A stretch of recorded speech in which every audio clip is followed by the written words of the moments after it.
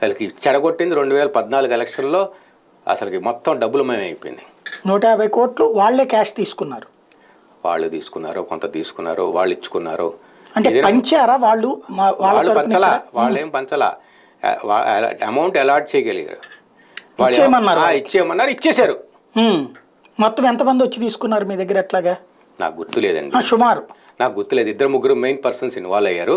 ఇంకా down the line Chandrababu Naidu గారు మేధావిగా ఆయన డబ్బులు ఎట్ట పంపించుకుంటాడు, ఆయనకి మించిన ఎక్స్పర్ట్ ఎవరు లేరు. అసలు మా నెట్వర్క్ అంటే నెట్వర్క్ సీనియర్ మోస్ట్. సో ఆయన జాగ్రత్తగా ప్లానింగ్ చేసుకుని అయిపోయింది. లోకేష్ ఎట్లాగా అంటే బాబు గారు పంపించమన్నారని అడిగి తీసుకున్నారా, లేకపోతే లోకేష్ వేరే ఖర్చులు అడిగారా? ఆయన వేరే తీసుకున్నాడు. ఇది కాకుండా సరే ఇప్పుడు తీసుకోవడం ఏమని లోకేష్ ఏమని అడిగాడు? డబ్బులు ఏమని అడిగాను సార్, నన్ను బాగా ఇబ్బంది పెడుతున్నారు. డబ్బులు తీసుకున్నాడు చెప్పమనంటే నేను 24 గంటలైంది ఫస్ట్ ప్రెస్ మీట్. ఇప్పుడు దాకా నేను చెప్పిన దాంట్లో అబద్ధం అని చెప్పానండి, గుడి మీద చేసుకొని చెప్పానండి.